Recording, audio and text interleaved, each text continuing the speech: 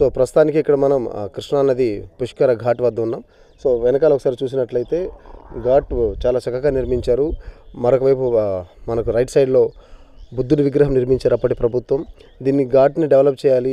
పుష్కరాలు జరిగినప్పుడు ఇక్కడ అనేక మంది భక్తులకు ఇక్కడ వస్తుంటారు, స్నానాలు ఆచరిస్తుంటారు, పవిత్ర స్నానాలు చేస్తూ ఉంటారు. అయితే ఈ నేపథ్యంలో ఈ ప్రాంతాన్ని అభివృద్ధి చేయాలనేది టీడీపీ ఆలోచన. అయితే 2019లో వైసీపీ గవర్నమెంట్ తిరిగి గవర్నమెంట్ ఫామ్ చేసినప్పుడు ఈ అమరావతిని పూర్తిగా విస్మరించింది. 3 రాజధానుల పేరుతో ముందుకెళ్ళింది గవర్నమెంట్. అమరావతిని అసలు ఎక్కడ కూడా డెవలప్ చేయలేదు, పూర్తిగా నిర్వీర్యం చేసేశారు అనేది అందరికీ తెలిసిన విషయం. మరొకవైపు టీడీపీ నాయకులు కూడా ప్రధానంగా చెప్తున్న మాట ఇదే. అమరావతిని కష్టపడి నిర్మిస్తే పూర్తిగా నాశనం చేసేశారు. 3 రాజధానులు అన్నారు కానీ ఎక్కడో కూడా అసలు రాజధాని నిర్మించలేదనేది వాళ్ళ వాదన. ఇప్పుడు మనం చూస్తున్నాం కృష్ణానది ఒడ్డునప్పుడు మనం ఉన్నాం, నది పాయ ఒడ్డున మనం ఉన్నాం. మరొకవైపు ఇక్కడంతా ఒక ఘాట్ నిర్మించారు. స్నానాలకు అనుకూలంగా అంటే ఎక్కువ లోతుకి వెళ్లకుండా బారికేడ్లకు కూడా నిర్మించున్నారు. ఎక్కడికక్కడ పకడ్బందీ చర్యలు తీసుకున్నారు. పుష్కరాలప్పుడు ఇక్కడికి వచ్చి తండోపతండాలుగా భక్తులు వస్తుంటారు, ఇక్కడ స్నానం ఆచరిస్తుంటారు. అందుకు అనుగుణంగానే అన్ని ఏర్పాట్లు కూడా చేసింది అప్పటి గవర్నమెంట్. అయితే ఇప్పుడు ప్రస్తుతం అయితే పరిస్థితి పూర్తి భిన్నంగా ఉంది.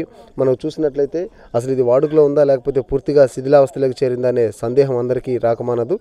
అయితే మళ్ళీ దీన్ని తిరిగి ఈ ప్రాంతం అంతా కూడా పూర్వ వైభవాన్ని సంతరించుకోవాలంటే టీడీపీ ఎలాంటి చర్యలు తీసుకోబోతుంది, మరి అమరావతి రాజధాని చెప్తున్న నేపథ్యంలో వాళ్ళు ఎలాంటి అడుగులు అయిపోతున్నారు, ఎలా అమరావతిని ఏ విధంగా డెవలప్ చేయబోతున్నారు, పూర్వవైభవం తీసుకొస్తామంటున్నారు, మరి ఆ పూర్వవైభవం రాబోతుందా, ఇవన్నీ కూడా సమాధానాలు లేని ప్రశ్నలుగానే ప్రస్తుతానికి ఉన్నాయి. మరి టీడీపీ చూడాలి మరి ఎలా ఉండబోతుంది అనేది.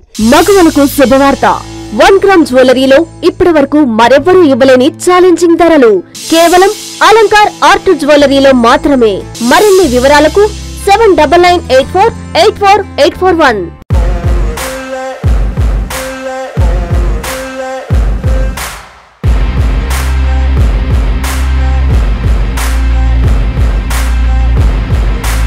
రైట్, అమరావతి నిర్మాణానికి సూచికగా అప్పట్లో వెనకాల ఉన్నటువంటి ధ్యాన బుద్ధాన్ని నిర్మించారు. అయితే ఇక్కడ అట్మాస్ఫియర్ మాత్రం చాలా బాగుంటుంది.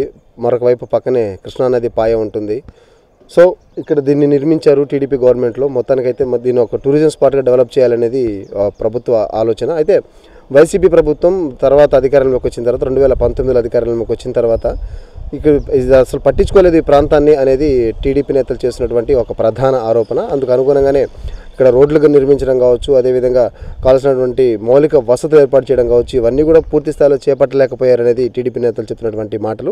అయితే ప్రస్తుతానికి మనం ఏదైతే అమరావతి నిర్మాణానికి సూచికగా నిర్మించినటువంటి బుద్ధ విగ్రహం ఇది ఎక్కడైతే ఉందో అక్కడ ఆ ప్రాంతంలో ఉన్నాం మనం. సో దాదాపు 100 అడుగులకు పైగానే దీన్ని ఇక్కడ నిర్మించారు అప్పట్లో. ఒక టూరిజం స్పాట్గా దీన్ని డెవలప్ చేయాలనేది కూడా గవర్నమెంట్ యొక్క ఆలోచనగా మనకు తెలుస్తుంది. మరొక వైపు ఇక్కడ ఒక ఆహ్లాదకర వాతావరణం మనకు కనిపిస్తూ ఉంటుంది. చాలామంది టూరిస్టులు కూడా వస్తున్నారు. కానీ వచ్చే దారి రోడ్డు సరిగా లేకపోవడం కూడా ఒక కారణంగా మనం చెప్పుకోవచ్చు. రోడ్డు కూడా సరిగా లేదనేది కొంతమంది స్థానికులు చెప్తున్నటువంటి మాట. ఏది అయినప్పటికీ అమరావతి తిరిగి వైభవాన్ని సంతరించుకోవాలంటే ప్రస్తుతం ఉన్నటువంటి టీడీపీ గవర్నమెంట్ తగిన చర్యలు తీసుకునేందుకు సిద్ధమైంది. Already action plan, master plan కూడా సిద్ధం చేశారు. ఏదైతే 2014లో ఉన్నటువంటి మాస్టర్ ప్లాన్ ఏదైతే ఉందో అదే ఆ ప్లాన్లో ఎటువంటి మార్పులు ఉండవు, ఖచ్చితంగా దాన్నే కొనసాగిస్తాము. కానీ ఏమన్నా చిన్న చిన్న చేంజెస్ ఉంటే చెప్తామని చెప్పి మంత్రి నారాయణ కూడా ఇటీవల ప్రెస్ మీట్లో ప్రకటించారు. సో ఈ నేపథ్యంలో ఏది ఏమైనప్పటికీ అమరావతికి ఏదైతే టీడీపీ గవర్నమెంట్ ఆంధ్రుల రాజధాని అమరావతి అని ఖచ్చితంగా చెప్తూ వచ్చిందో మరి ఈ 5 ఏళ్లలో దీన్ని ఏ విధంగా డెవలప్ చేస్తారనేది ఆసక్తికరం. మగవలకు శుభవార్త.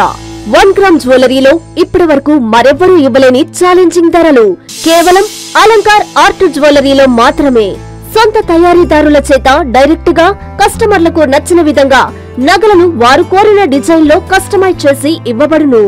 మరిన్ని వివరాలకు 7998484841, 7998484842.